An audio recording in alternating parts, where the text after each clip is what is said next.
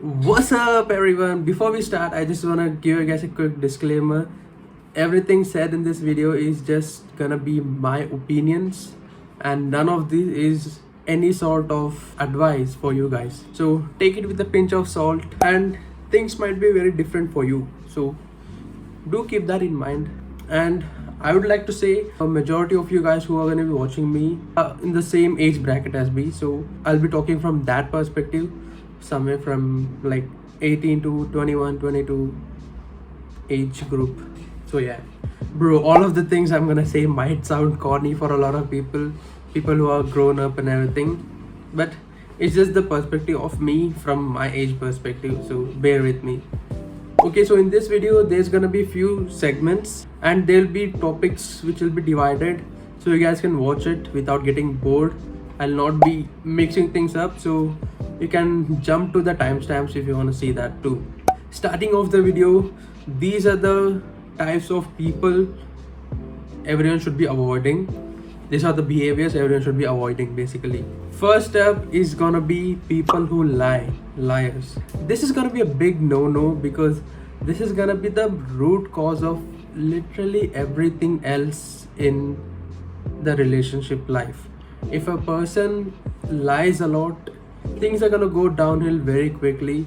A person who just lies for literally everything, or even smallest of the things, it's gonna cause a lot of trouble moving forward.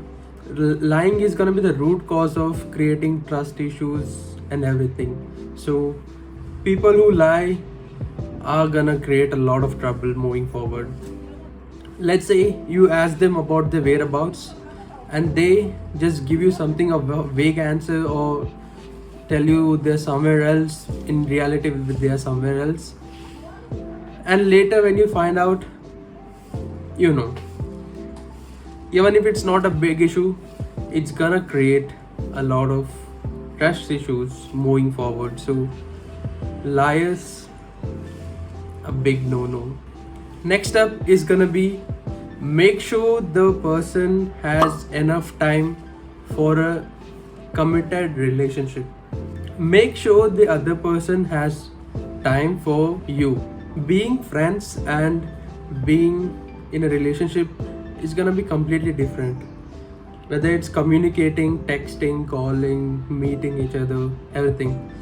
If a friend is not replying you on time, is not calling you, picking your call on time, it doesn't really matter for you that much. Let's say a friend isn't picking my call on time or texting back on time or anything, not a big issue. It doesn't really affect that much. But when you're in a relationship, things change. You start to care about them a lot. So make sure before getting into a relationship that the other person is actually ready for a relationship and has enough time to look out for their own life as well as have a relationship too. Next topic is gonna be related to the previous one. It is communication. So communication is gonna be the key part of any relationship. So if the person is not communicative about their things, it's gonna be really difficult moving forward. Let's say there's something that's bugging them about you. So if they communicate it, you might fix it easily. But if they're someone who doesn't really communicate well and is gonna be like, oh, they're gonna find out themselves, or they're gonna understand it themselves when they find out, it's just not gonna help all the time. Because let's say you never really understand the person's issue about you, and one thing leads to another, and in the end everything gets piled up, and they're gonna come out at you for literally everything that could have been solved at that moment, but it all got piled up, and in some time in the future it's just gonna be a bigger issue than it was previously. Next up is gonna be people who gaslight, the gaslighters. There are gonna be a lot of people who gaslight you just to get the fun out of you, just to get the reaction out of you. But trust me, that's just gonna make you so exhausted really quickly. Let's say the person just pulls out extreme pranks, like life-changing pranks, just to see your reaction. And once they saw your reaction, they're gonna be like, oh, it's just a joke, be okay with it. So it's just gonna bother you a lot. Next up is gonna be looks. In my age bracket, usually people are not living together. So let's say when there's an argument, or let's say when you miss a person, literally anything about them, you are gonna remember them as a person, their behavior and everything, not their face and the looks. The looks, it's just gonna eventually fade away. This might sound ironic, but bear with me. A lot of the times after a few years, it simply becomes a default. The looks just becomes a normal thing, but the behavior is gonna make or break the relationship. So dating someone just based upon their looks is gonna be difficult. Next point, infidelity, also known as cheating. This is gonna be the biggest no-no if talking from my perspective. So cheating is no way any sort of excuse or any sort of option in a relationship. If there's an issue in the relationship, sort it out, get a solution, or part ways, then look for someone else. Cheating is no way any excuse for literally anything going on in the relationship. So people who joke about cheating, and people who have history about cheating, people who have been in a relationship before and they have cheated, and you know that, bro, avoid a bit. There's a saying that goes, once a cheater, always a cheater. It might be true, it might not be true a lot of the times. People do change, but do you really want to take the chances? So next up is gonna be someone who doesn't really care or doesn't like your interests. This is gonna be a big issue when your interest, your career or anything collides with that person.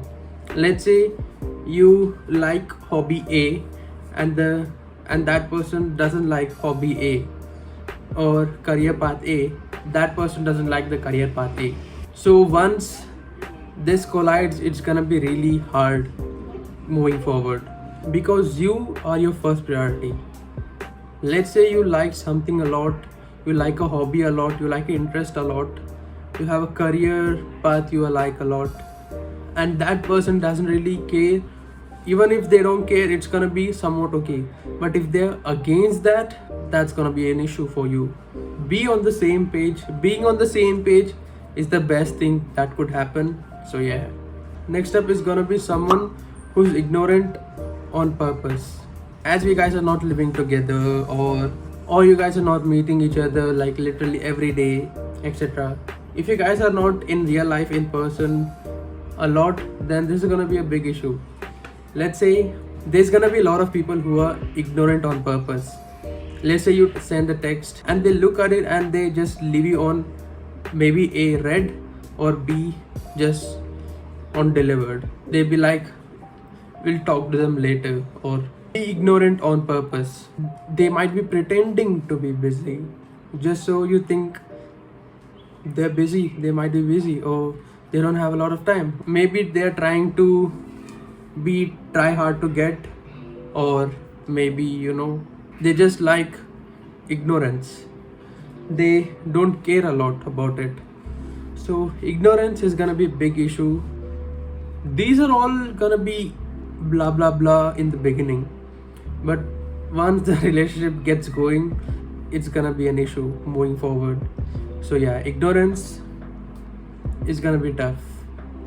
These can be solved if you have communicated well before getting in the relationship. That the previous point I told you about, if the person has enough time for a relationship, they're gonna have enough time to reply you or call you or text you or literally anything.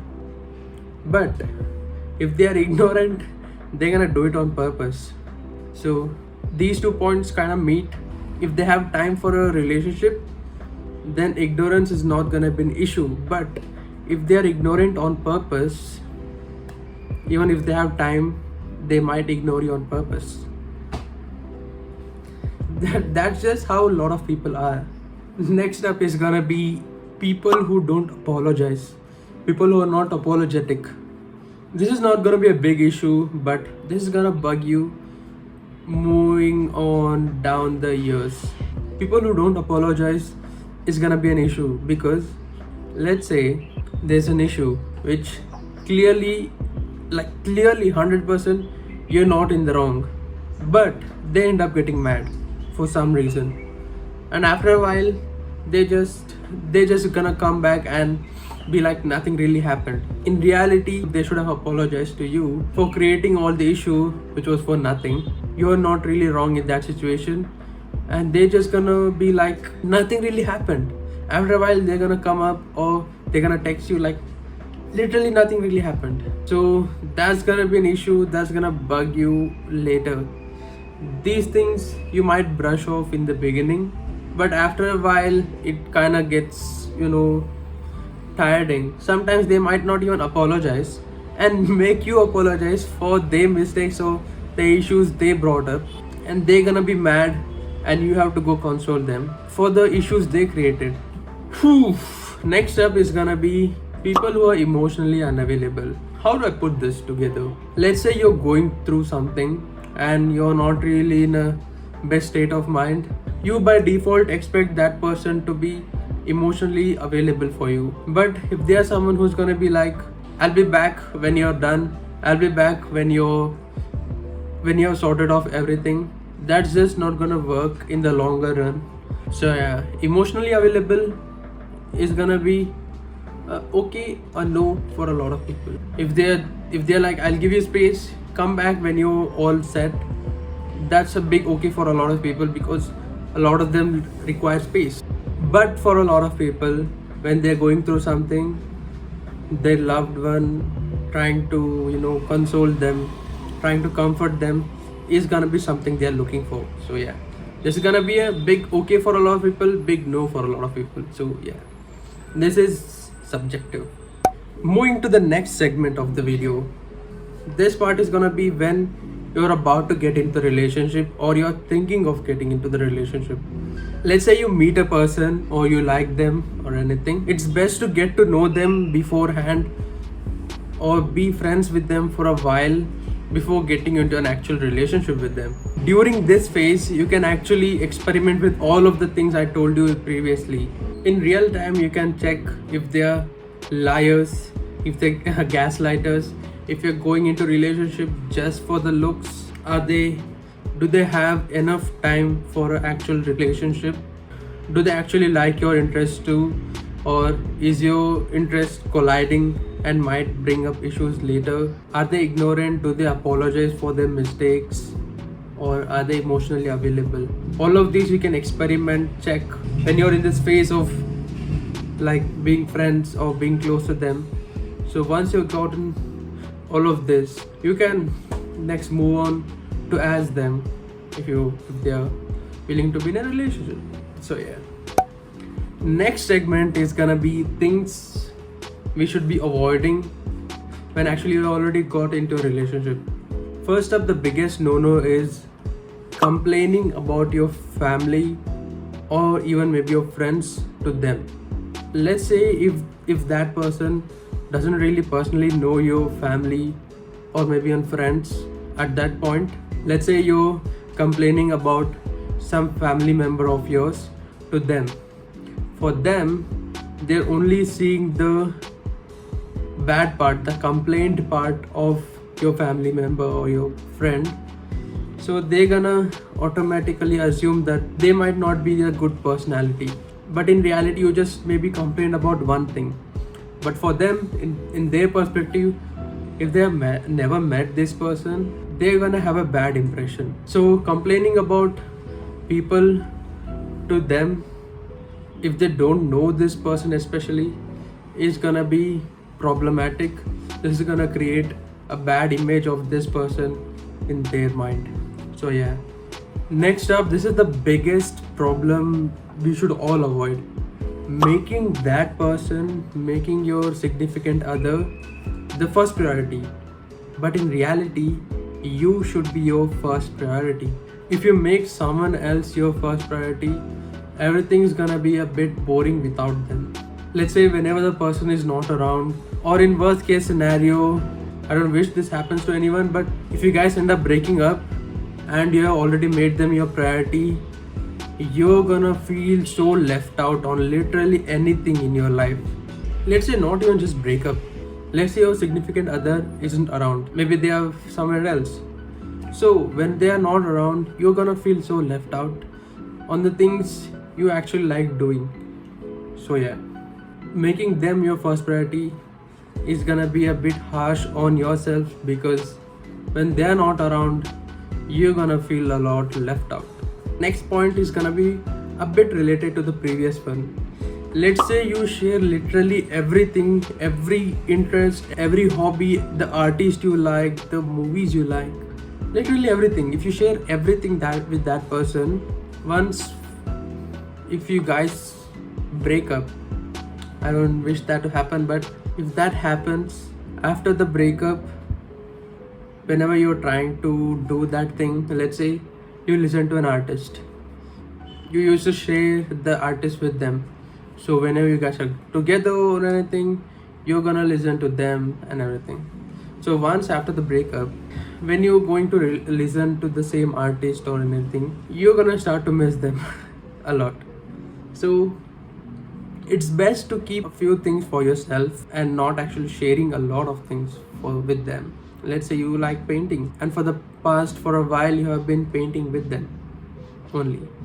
So once after the breakup, whenever you try to paint, you're gonna miss them. So it's best to keep a bit of things for yourself.